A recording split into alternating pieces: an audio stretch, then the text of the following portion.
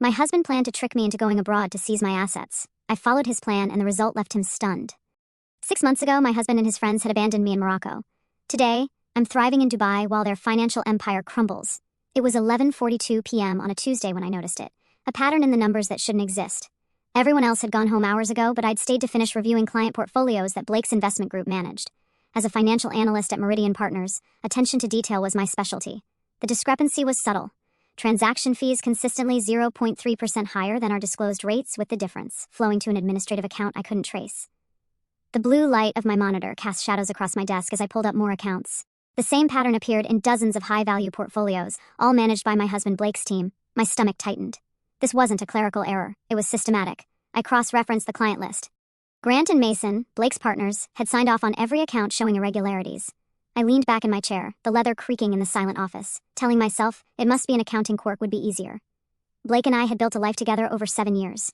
The renovated craftsman in Brookfield weekend hiking trips, plans for starting a family next year. How could I reconcile that life with what these numbers suggested? Working late again, Mrs. Carter? The night security guard's voice startled me. I quickly minimized the screen. Just wrapping up, Tom. After he passed, I copied the files to a secure folder and shut down my computer. The drive home was a blur of streetlights and questions. Our marriage had been strained lately. Blake's late nights, defensive responses to simple questions, his sudden interest in offshore investments. I attributed it to work stress, but now I wondered if I'd been willfully blind. The house was dark when I arrived. Blake's note on the counter said he was at dinner with clients. I kicked off my heels and poured a glass of wine, trying to quiet my mind. But the numbers wouldn't stop dancing behind my eyelids. I pulled out my personal laptop and reviewed my copies of the files. The more I dug, the worse it looked. This wasn't just unethical. It was illegal. Dawn broke through our bedroom curtains when Blake finally came home, smelling of expensive scotch. He slid into bed without noticing I was awake, and I feigned sleep, my mind racing with questions I wasn't ready to ask. For 3 days I gathered more evidence, staying late at the office and tracking the money trail. It led to shell companies in the Caymans registered to anonymous owners. But I recognized patterns in the establishment dates that aligned with fishing trips Blake had taken with Grant Mason and their circle of friends. My hands shook as I compiled the documents. These weren't just my husband's business associates. They were our dinner companions, our vacation partners, the people whose children would have grown up alongside ours. By Friday, I couldn't bear the weight of knowledge alone. I made Blake's favorite dinner, herb-crusted salmon with roasted asparagus, and opened a bottle of the Cabernet we'd brought back from Napa on our 5th anniversary. The domesticity of the scene felt like a farce as I set the table, placing my tablet with the evidence face down beside my plate. "Something special tonight?" Blake asked, loosening his tie as he came through the door. "Just us?" I forced a smile. "I thought we could talk." His expression flickered with something. Concern? Suspicion? He kissed my cheek and poured himself a generous glass of wine. Halfway through dinner, when the bottle was nearly empty and Blake had relaxed into casual conversation about office politics, I reached for my tablet. "I found something at work I need to ask you about." My voice sounded steadier than I felt. Blake's fork paused halfway to his mouth. "Oh." I turned the tablet toward him, showing a spreadsheet highlighting the fee discrepancies. "These accounts, all managed by your team, show a pattern of overcharging clients. The extra fees are being diverted somewhere off the books." The silence stretched between us like a chasm. I watched emotions cross his face. Surprise, calculation, then a practiced concern. "Brianna, this looks concerning, but there's an explanation." He set down his fork deliberately. "We're piloting a premium service package for these clients. Additional research, more frequent portfolio adjustments. The paperwork must not have been properly updated in the main system for 2 years." Kept my voice level. "And why route the fees through 3 separate holding companies before they reach that administrative account?" A flash of anger crossed his face before smoothing into a reassuring smile. He reached across the table for my hand. "Accounting vagaries. You know how acquisition integrations go. Systems don't talk to each other properly. I've been working with compliance to clean it up." His explanation was plausible enough to create doubt, delivered with a sincere gaze that had made me fall in love with him. I wanted desperately to believe him. "I can show you the documentation tomorrow," he continued. "It's all above board, just messy. I wish you'd come to me first instead of conducting your own investigation." A hint of hurt crept into his voice. "I needed to understand what I was seeing," I said, pulling my hand away. "Trust, Brianna. Marriage requires trust." He stood, carrying his plate to the sink. "Look, I know things have been strained between us lately. I've been working too much, bringing stress home." He returned to the table, kneeling beside my chair. "This misunderstanding. Maybe it's a wake-up call. We need time away, just us." "What are you suggesting?" I asked, still uncertain whether I'd overreacted or he was manipulating me. "Remember how we always talked about Morocco? The riads in Marrakesh? The Blue City?" His eyes lit up with what seemed like genuine excitement. "Let's go for our anniversary next month. 2 weeks away from spreadsheets and office politics." The sudden pivot left me disoriented. "Blake, if there's really an issue with these accounts." "There isn't." He squeezed my hand. "But I'll bring it up with compliance Monday. Get you the documentation you need. You'll see it's nothing. And meanwhile, we can plan something special. Reconnect." He kissed me then, and I felt myself wavering. 7 years of love and trust battled against columns of suspicious numbers. What if we invited the others? Make it a group trip, he suggested. Grant and Gabrielle, Mason and Ellie, they've all been talking about needing a getaway too. That detail, including the very people implicated in my discovery, should have been my warning. Instead, I saw it as transparency, proof of innocence. If they had something to hide, why suggest bringing everyone together? Let me think about it, I said, still cautious. Blake smiled, victorious. I'll start looking at options. We deserve this, Bree. A fresh start. As he cleared the table, humming to himself, I stared at my tablet screen. The numbers still didn't lie.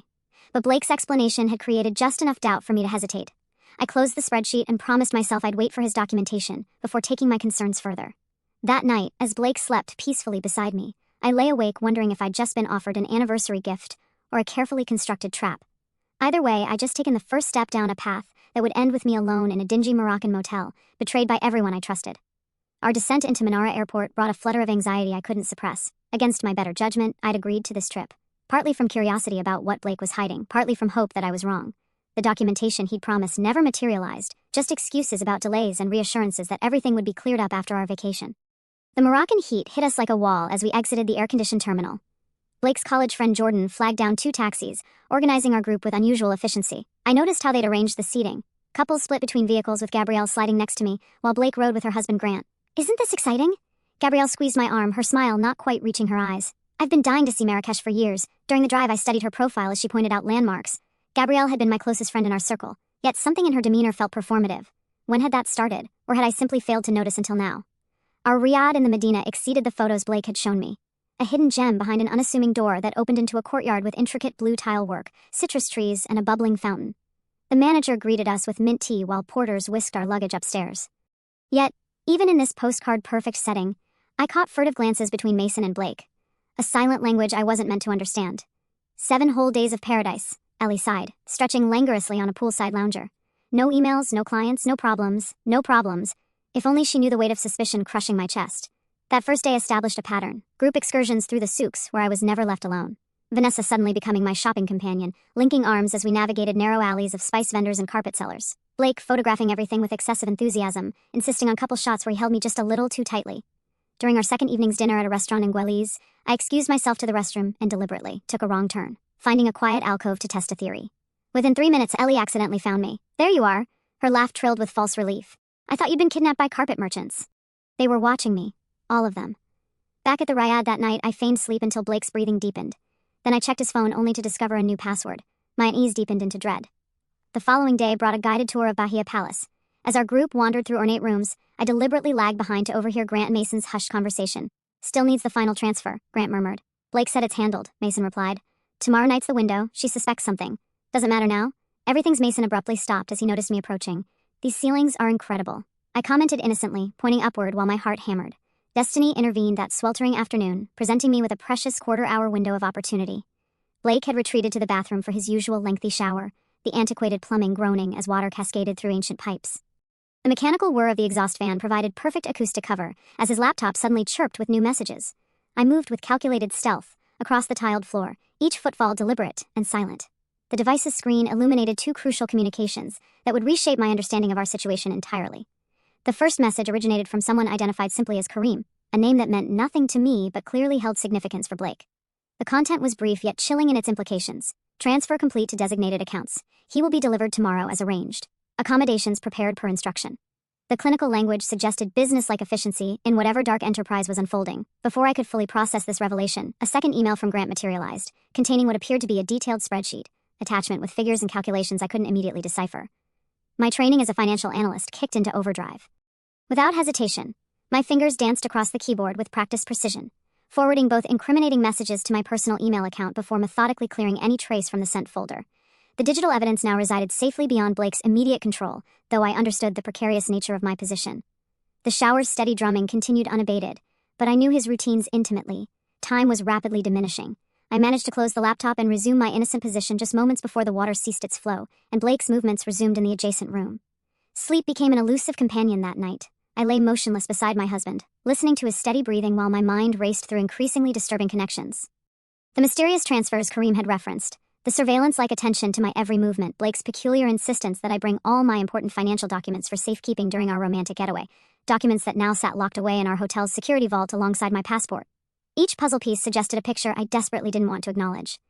The fourth day of our Moroccan sojourn brought crystalline clarity regarding their operational patterns. Blake and Grant maintained a religious schedule, vanishing together for precisely 47 minutes each afternoon with clockwork regularity. Their destinations remained mysterious, but the consistency suggested important business, rather than casual exploration. Meanwhile, Mason had assumed an oddly authoritative role in coordinating our group's activities, managing our itinerary with suspicious precision and military-like efficiency that seemed excessive for a vacation among friends. The surveillance network became increasingly obvious once I recognized it. Gabrielle maintained constant visual contact with me, her attention never wavering despite her attempts at casual conversation. Ellie orchestrated activities with seeming spontaneity, yet each suggestion conveniently kept me occupied and accounted for. Most telling was Vanessa's sudden compatibility with Jordan. Two people who typically couldn't tolerate each other's company for more than minutes were now inseparable whenever my movements required monitoring. They had transformed from friends into wardens, and I was clearly their primary responsibility. Evidence beyond circumstantial observations became my desperate priority. During our scheduled visit to the famous Jardin Majorelle, Blake's attention became momentarily captivated by an enthusiastic tour guide explaining the garden's exotic botanical specimens. I seized this rare opportunity to investigate, reaching carefully into his jacket pocket where I had observed him tucking a folded document earlier that morning. My fingers closed around what proved to be a rental receipt, not for any tourist accommodation or cultural site, but for a property located in an industrial neighborhood called Sidi Ghanem, dated for the following day. The address bore no resemblance to anything on our carefully planned tourist itinerary, and its purpose remained ominously unclear. That evening, our group gathered at a rooftop restaurant overlooking the Medina. Sunset painted the city gold as servers brought platters of tagine and couscous. The atmosphere shifted subtly. More champagne appeared, toasts multiplied, and everyone seemed intensely focused on me. "Another glass?" Gabrielle offered, already pouring before I could answer. "You've barely touched your food," Blake observed, sliding my plate closer. "Try the lamb. It's incredible." Each time I set down my champagne, someone refilled it. Every conversation directed back to me, questions about whether I was enjoying myself, if I felt relaxed, if I was tired. Jordan proposed a drinking game involving Moroccan trivia. Somehow, the rules ensured I drank regardless of correct or incorrect answers. I discreetly emptied glasses into potted plants when attention shifted, pretending to grow increasingly intoxicated. "I think I need air," I slurred, deliberately stumbling as Blake studied me. "Maybe we should get you back," he suggested, concerned painting his features. Through heavy-lidded eyes, I caught his nod to Mason. Our return to the riad became a performance. Me playing the part of inebriated wife, Blake, the attentive husband. In our room, I swayed dramatically as he removed my jewelry, helping me into nightclothes with practiced tenderness. "Just sleep," he murmured, kissing my forehead. "Everything will be better tomorrow." I maintained the charade long after he believed me unconscious, listening as he made hushed phone calls. Around 1:30 a.m., he slipped from the room carrying a small bag. I waited 10 minutes before checking. My passport and cards were gone from the safe. Only my phone remained. Despite my plan to stay vigilant, exhaustion claimed me sometime before dawn. When consciousness returned, sunlight streaming through unfamiliar curtains, I knew immediately something was wrong. The air smelled of stale cigarettes instead of jasmine. The sheets were rough against my skin. The ceiling above showed water stains instead of carved cedar. Panic propelled me upright. This wasn't our riad. The room was small, grimy, with peeling paint and a flickering bulb. Through dirt-streaked windows, I saw a dusty street lined with run-down buildings. Nothing like the vibrant Medina. On a wobbly nightstand sat my phone, battery dead, beside my emptied wallet and a handwritten note. "Survive this, genius. Maybe next time you'll mind your own business." Reality crashed over me in waves. They had drugged me despite my precautions, transported me to what must be the Sidi Ghanem address, and vanished. The people I trusted most had orchestrated my abandonment in a foreign country, leaving me with nothing. The ultimate betrayal wasn't just that they'd left me. It was that they'd planned it all along. I slid to the floor, back against the wall, struggling to breathe through the tightness in my chest. The note trembled in my hands. "Survive this, genius. Maybe next time you'll mind your own business." Blake's handwriting. My husband of 7 years had left me to drown in a foreign country. After the initial wave of shock ebbed, I forced myself to think methodically. First, assess what I had. I plugged in my phone. They'd left the charger at least while waiting for it to power up. I searched every inch of the room and my clothing. My travel journal remained in my purse with $43 hidden in its spine. An old habit from my backpacking days that Blake had always teased me about. "Paranoid much," he'd say. Not paranoid enough, apparently. The moment my phone screen illuminated, a cascade of notifications erupted across the display like digital daggers. Banking alerts materialized in rapid succession, each one more devastating than the last. My fingers trembled as I swiped through the relentless stream of financial carnage. Blake had systematically destroyed every monetary lifeline I possessed. Our joint accounts lay empty, drained to their final cents. My credit cards bore the weight of maximum cash advances I'd never authorized. Most crushing of all, my carefully cultivated personal investment portfolio, built over years of disciplined saving, had vanished entirely through an emergency authorization I'd granted Blake during our early marriage, back when trust felt as natural as breathing. The reality struck me with physical force as I attempted to access my banking applications, only to encounter error messages proclaiming blocked access. Each failed login attempt deepened my growing dread. The bank's emergency hotline became my lifeline to understanding the full scope of the devastation. The customer service representative's voice carried genuine sympathy, but her words delivered nothing but helplessness wrapped in corporate policy. One, obviously Blake, had contacted the bank claiming my cards were stolen, systematically altering every security protocol that might have allowed me access to my own funds. We can certainly expedite replacement cards to your registered home address, she explained with practiced professionalism, but the processing and delivery timeframe remains 7 to 10 business days. I'm currently in Morocco, I managed to whisper, my voice sounding hollow and distant even to my own ears. I have no access to any funds whatsoever. The pause that followed spoke volumes about the rarity and complexity of my situation.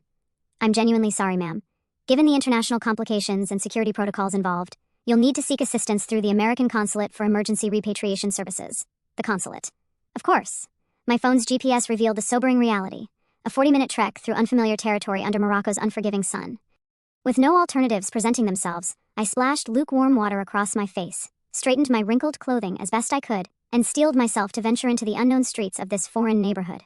The landscape that greeted me bore absolutely no resemblance to the enchanting Medina where our group had stayed. Gone were the vibrant souks, the carefully maintained riads, the romantic atmosphere that had initially charmed us. Instead, crumbling concrete buildings lined narrow streets where laundry hung like colorful flags of surrender between weathered windows. Suspicious glances followed my obviously American presence, as I clutched my nearly empty purse with white knuckles, following GPS directions on my rapidly depleting phone battery.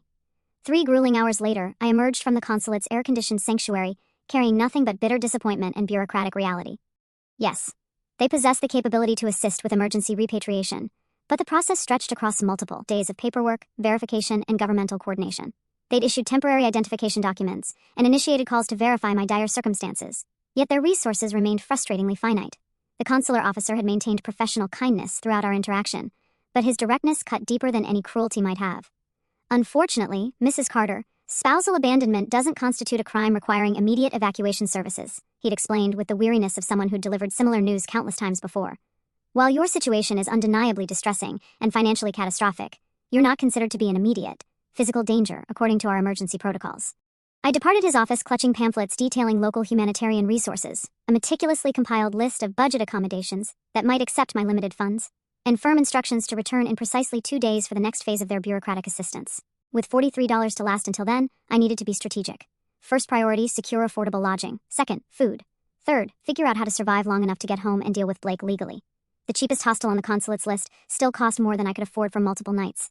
As I wandered the streets, considering options, the aroma of freshly baked bread drew me toward a small cafe tucked between a spice shop and a cell phone repair stall. My stomach growled, reminding me I hadn't eaten since the previous night's dinner. Inside, a middle-aged man argued with a younger woman over an open ledger, gesturing frantically at columns of numbers. My attention caught on the disorganized accounting book. Figures misaligned, additions clearly incorrect, expenses categorized haphazardly. 7 years of financial analysis made the errors obvious. The man switched to broken English, noticing me hovering near the doorway. Welcome, please sit. Food is coming. I'm sorry, I was just looking, I said, turning to leave. No, American English, please. Coffee on house. You look tired, too exhausted to refuse hospitality. I sank into a chair. The coffee arrived strong and sweet, accompanied by a small plate of almond cookies. The owner introduced himself as Hamid, his smile genuine beneath a salt and pepper mustache. Vacation in Marrakesh? He asked. Something in his grandfatherly concern broke through my carefully maintained composure. Before I could stop myself, tears filled my eyes. His expression shifted from cheerful to concerned, and he motioned for his daughter to take over the counter before sitting across from me. Bad things happen sometimes to good people, he said simply. Tell Hamid.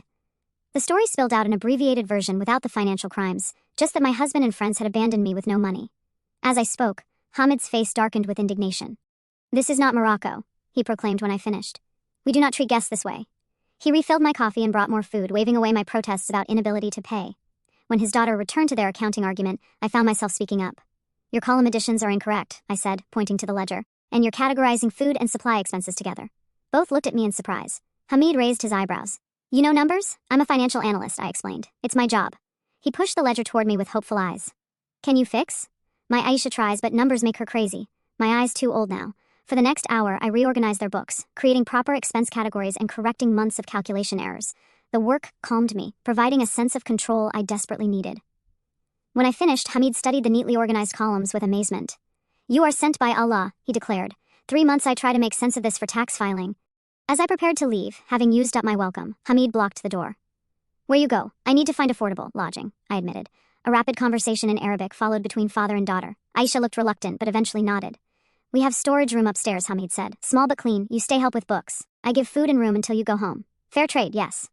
I stared at him, searching for ulterior motives and finding none. Why would you help me? 20 years ago, I visit Chicago. Wallet stolen first day. American family helped me give me place to stay 3 days. Now I help you. This is humanity. That night, I slept on a narrow cot in a room filled with coffee, beans, and spices. More grateful than I'd ever been for a stranger's kindness. When morning came, I created a structured plan in my journal. 1. Work at cafe. Maintain stable environment. 2. Document everything Blake did. Dates, amounts, communications. 3. Contact lawyers and us when finances allow. 4. Rebuild professional connections remotely.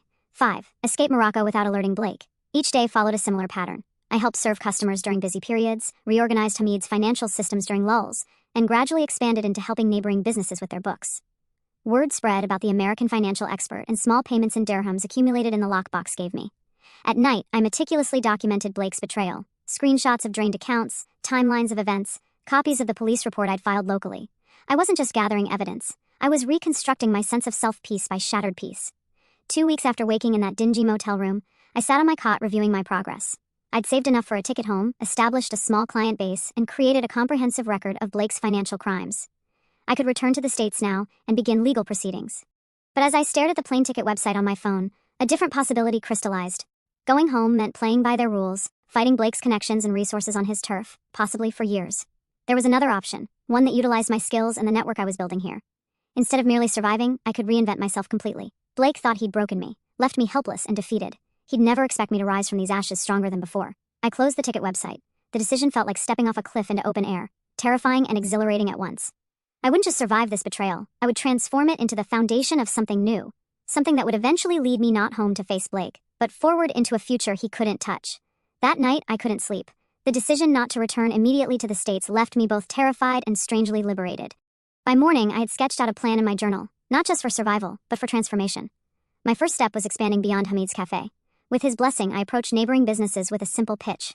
I could organize their finances, optimize their cash flow, and potentially increase their profits with my expertise. My first client was Hassan, a leather goods merchant whose shop sat across from the cafe. His record-keeping system consisted of shoeboxes stuffed with receipts and handwritten notes. "My son says, I need computer," Hassan complained as I sorted through years of disorganized papers at his counter. "But computer does not understand business like human." "Neither does the tax collector," I replied, holding up several overdue notices. "But I do." After 3 intensive days, I presented Hassan with organized records, a streamlined inventory system, and a startling discovery. One of his employees had been skimming profits for months through fabricated supply purchases. His gratitude manifested as generous payment and effusive recommendations throughout the market. By week 4 in Morocco, I had 6 regular clients and a growing reputation. Shop owners greeted me by name as I moved through the once unfamiliar streets that had become my workspace. My Arabic vocabulary expanded beyond pleasantries to include financial terms. The girl who had arrived broken and betrayed was transforming into someone new, someone stronger. Each night I deposited my earnings into Hamid's ancient safe, watching my escape fund grow. But escape to where?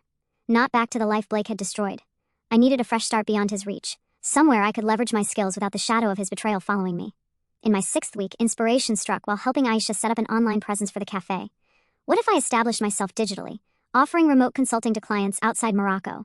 I could build a new professional identity unconnected to my past. That evening, I created a new email address using my middle name, Lynn, and set up professional profiles on financial consulting platforms. My bio was carefully crafted, technically honest about my experience and skills, but vague about my current circumstances. I spent precious dirhams at an internet cafe, securing a basic website that looked professional enough to inspire confidence. My first approach was to former colleagues I trusted, those who had left Meridian Partners before my discovery of Blake's fraud. To them, I sent carefully worded messages about my sabbatical and new independent consulting venture. I mentioned nothing about Blake or Morocco, presenting my situation as a chosen career pivot. Most responses were polite but non-committal.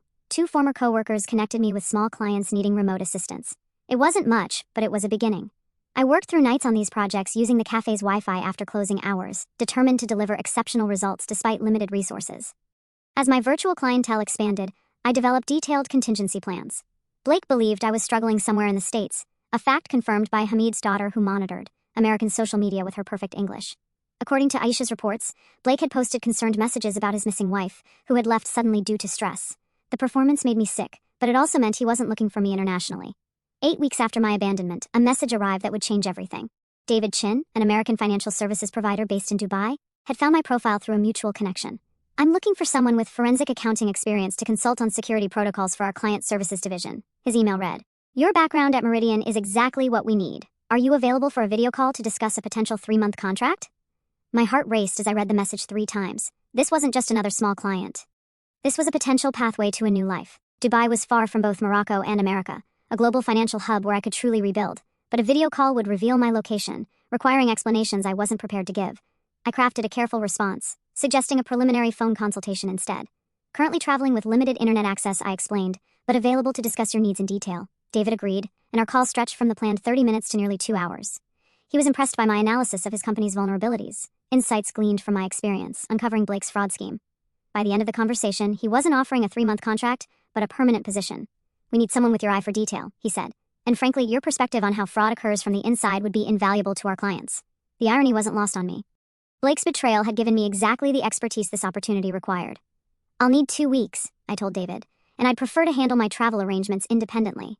"Of course," he agreed. "Send me your arrival details when you have them, and we'll arrange accommodations." After the call, I assessed my finances with clinical precision. I had accumulated just enough for a one-way ticket to Dubai, basic accommodations for a month, and professional clothing. It would be tight, but possible. The next 10 days became a methodical countdown. I created secure cloud storage for all my documentation of Blake's crimes and evidence of my abandonment. I transitioned my remote clients to completion or hiatus. I purchased my ticket using a prepaid card, selecting a route through Turkey to obscure my destination from any potential tracking. Saying goodbye to Hamid and Aisha was harder than I'd anticipated. They had become my Moroccan family, sheltering me when I had nothing. "You come back someday," Hamid insisted, pressing a small package into my hands. "When you are ready." Not running. Inside was a beautiful leather-bound journal, Hassan's craftsmanship with a note for writing your new story. On my final morning in Marrakesh, I looked at myself in the small mirror above Hamid's sink. The woman who stared back bore little resemblance to the one who had arrived 3 months earlier. My hair was shorter, my skin sun-darkened, my eyes harder. Blake wouldn't recognize me at first glance, and that was exactly the point. I left before dawn, taking only what fit in a single backpack.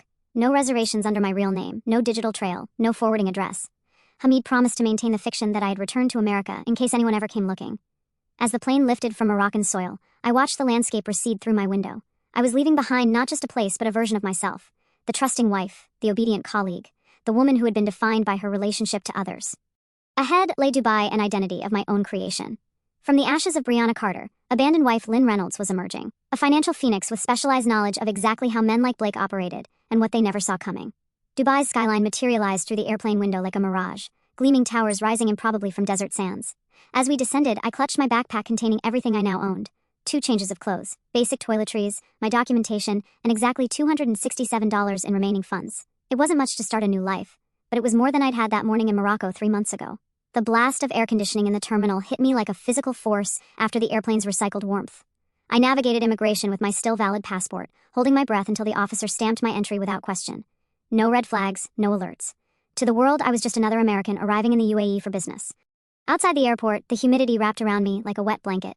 Despite the late hour, I bypassed the line of luxury taxis for the more economical metro, following directions to the modest apartment David had suggested in Al Barsha, far from the glittering center, but clean and anonymous. The Pakistani desk clerk barely glanced at my passport as he processed my payment for 2 weeks in advance. My room was Spartan but functional. A bed, small kitchenette, bathroom, and desk. I showered away 30 hours of travel, then stood wrapped in a thin towel, staring at my reflection. Brianna Carter looked back at me, exhausted but undefeated. Tomorrow, she would begin to disappear. First Light found me in a salon in a working-class neighborhood where prices were a fraction of those in tourist areas. I showed the stylist a photo on my phone. "Very different," she commented, fingering my long brown waves. "You sure?" "Absolutely."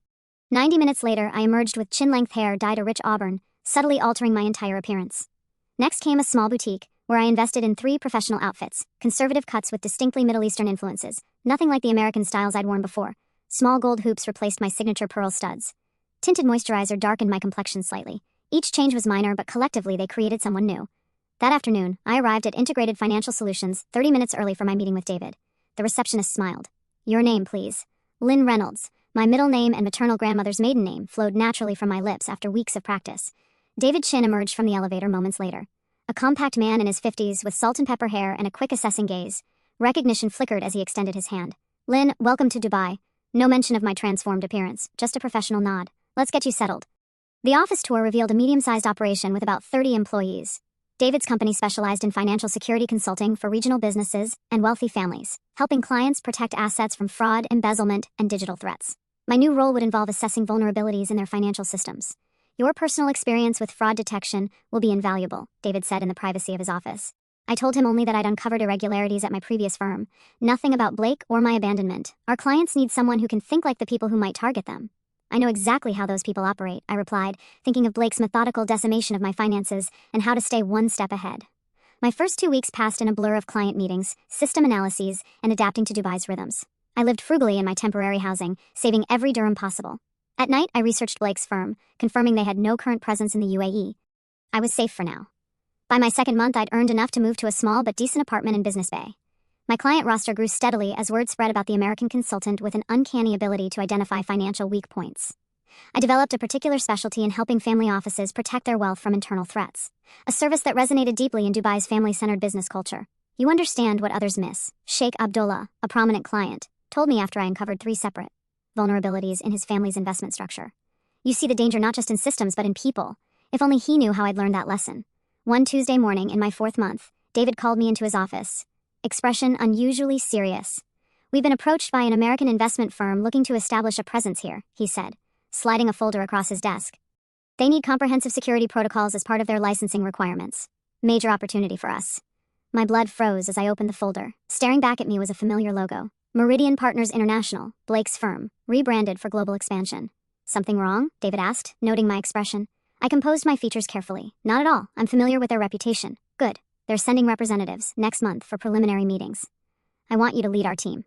That night, I paced my apartment until dawn, weighing impossible options. I could refuse the assignment, risking David's suspicion. I could resign, abandoning the security I'd built, or I could lean into the cosmic irony of the situation, positioning myself to learn exactly what Blake was planning while remaining safely hidden behind my new identity. The third option wasn't just pragmatic. It offered something I denied wanting, the chance to understand the full scope of what Blake had done. I spent the next 3 weeks preparing meticulously, researching Meridian's international structure, recent projects, and personnel. The firm's website showed expansions into Singapore and now potentially Dubai. Blake's professional headshot appeared under executive leadership, his smile as convincing as ever. Grant and Mason featured prominently too, the 3 architects of my abandonment thriving and expanding. A deeper dive into financial news revealed their firm had recently secured backing from a major investment group, fueling their international growth. My analytical mind couldn't help but wonder, had my discovery of their fraud accelerated these plans? Was their expansion partly an attempt to escape regulatory scrutiny in the States? When David announced the initial meeting date, I arranged to participate remotely, claiming a conflict with another client. I couldn't risk face-to-face contact. Not yet. Instead, I developed a strategy to remain involved while maintaining distance, providing written analyses, joining select meetings via video with technical difficulties affecting my camera, and positioning junior team members as my front-facing representatives. 2 days before Blake's team was scheduled to arrive, David dropped another bombshell. Change of plans, Lynn. They're sending their technology officer and legal counsel first. The principals, Carter, Wallace, and Sinclair, will come for the second phase next month. Relief washed over me. I had a reprieve, but also confirmation that Blake, Grant, and Mason were personally involved in the Dubai expansion. This wasn't just business development, it was their project. That evening, as I reviewed Meridian's financial statements with newly focused intensity, patterns emerged that mirrored what I discovered back in the States. Subtle inconsistencies in fee structures, vaguely defined service charges, the hallmarks of their previous scheme, but adapted for international clients. They hadn't stopped. They'd simply scaled up. I closed my laptop, a cold certainty settling in my chest. My transformation from Brianna to Lynn hadn't been just about survival. It had been preparation. I now had the knowledge, position, and opportunity to understand their operation from the inside without exposing myself. For the first time since waking in that Moroccan motel, I felt not just resilience, but purpose. Blake and his friends had come to Dubai looking to expand their empire. Instead, they would find Lynn Reynolds waiting, invisible, informed, and perfectly positioned to become their worst nightmare. For weeks, I meticulously gathered information about Meridian's Dubai expansion, analyzing their proposals from the shadows of my carefully constructed identity. Their advanced team had no idea that the security consultant reviewing their materials was the same woman they had abandoned in Morocco. I maintained my distance through strategic scheduling and technical difficulties during video calls, all while compiling a comprehensive understanding of their operation. Then came the moment that changed everything. I was meeting with an Emirati client at Atmosphere, the restaurant near the top of Burj Khalifa. The meeting had run long, extending into dinner as we finalized security protocols for his family office. As we signed the paperwork, movement by the entrance caught my eye. My breath stopped. Grant and Gabrielle stood with the hostess, dressed for an evening out. Of course, this would be on the tourist highlight list for visitors. I hadn't anticipated them arriving before Blake and Mason's scheduled trip next week. I turned my face slightly away, grateful for my transformed appearance. My client, noticing my sudden discomfort, misinterpreted it. "Does something disturb you, Miss Reynolds?" "Not at all," I replied, focusing on our documents. "Just remembered another appointment." We wrapped up quickly, and I gathered my materials, planning my escape route. But as I stood to leave, Gabrielle's gaze swept across the restaurant and landed directly on me. For one electric moment, our eyes locked. Confusion flickered across her face. The struggle to place someone familiar in an unexpected context. I broke the connection first. nodding politely to my client before walking unhurriedly toward the exit opposite from where they stood. In my peripheral vision, I saw Gabrielle nudge Grant, pointing discreetly in my direction. Grant squinted, then shook his head, unconvinced. They were seated before I reached the elevator. Back in my apartment, adrenaline coursed through me. Had she recognized me? The uncertainty was agonizing, but I forced myself to think logically. My appearance was significantly different. The chance encounter had been brief. And who would expect to see Blake Carter's abandoned wife thriving in Dubai, consulting with elite clients? 2 days later, I had my answer. An innocuous LinkedIn notification appeared on my phone. Gabrielle Wallace viewed your profile. My carefully curated Lynn Reynolds profile with its selective employment history and professional headshot, showing only my changed appearance and new hairstyle. Hours later, my old phone maintained but in use since Morocco vibrated for the first time in months. Blake's name appeared on the screen. Then, again and again. Within 24 hours, missed calls accumulated from Blake, Grant, Mason, and even Ellie. Voicemails filled my inbox, none of which I played.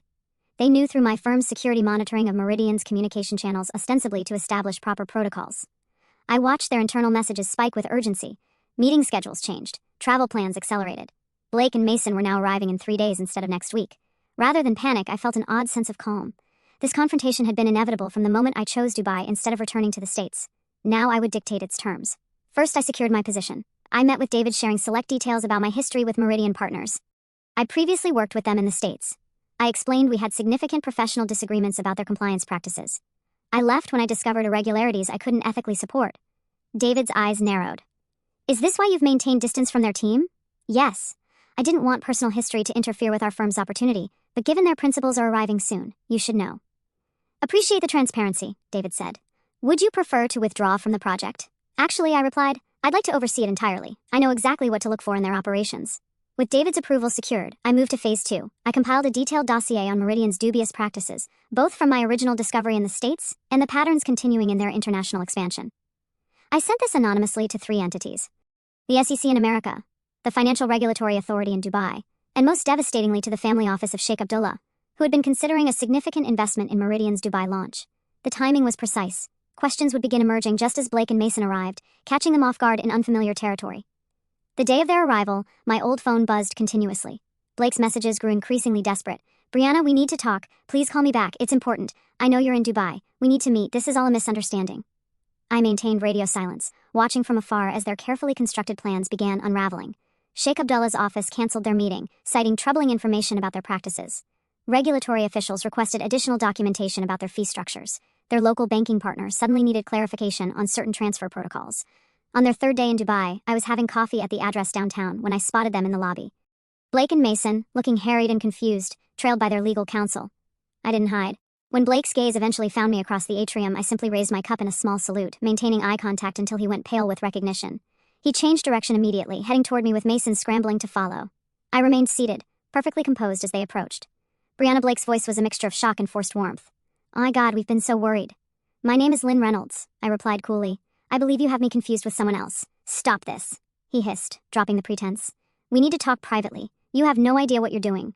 Actually, I have a precise understanding of what I'm doing, I replied, gathering my belongings. And what you've been doing. So do the relevant authorities. Mason grabbed Blake's arm as hotel security glanced our way. Not here, he muttered. I stood smoothing my dress. Gentlemen, I have a meeting. I suggest you focus on answering the questions coming your way, rather than creating a scene. Blake's face contorted with something between rage and fear. This isn't over. It was over the moment you left me in Morocco, I replied softly. You just didn't know it yet. The calls intensified after that encounter, 121 in total over the following days. I listened to none of them, watching instead as Meridian's Dubai aspirations collapsed. Their regulatory approvals stalled indefinitely. Potential investors withdrew. Their advanced team departed hastily, leaving Blake and Mason to face mounting questions about their operations both in Dubai and at home. 1 week after our encounter, David called me into his office, his expression serious but eyes twinkling. Sheikh Abdullah was impressed with how you identified the issues with Meridian, he said. So impressed that he's recommended us to 3 other family offices, and he suggested we consider expanding our leadership team. He slid a partnership agreement across his desk. You've built something remarkable here, Lynn. We'd like you to make it official. That evening, as Dubai's skyline glittered against the darkening sky, I finally turned on my old phone. The notification showed 121 missed calls and 37 voicemails from Blake and the others. I listened to just one, the most recent. Brianna, please. Blake's voice had lost all its confident smoothness. They're opening an investigation. Our clients are asking questions. I don't know what you told them, but we can fix this. We can work something out. Just call me back, please. I deleted his message, then methodically erased each of the other 36 voicemails without listening. Finally, I deleted all 121 missed calls from my call log. each tap of my finger dismantling another thread connecting me to my past. The woman they had abandoned in Morocco no longer existed. In her place stood Lynn Reynolds, financial security expert and newly minted partner at one of Dubai's rising consulting firms. I hadn't just survived their betrayal, I had transformed it into the foundation of something stronger than they could ever comprehend.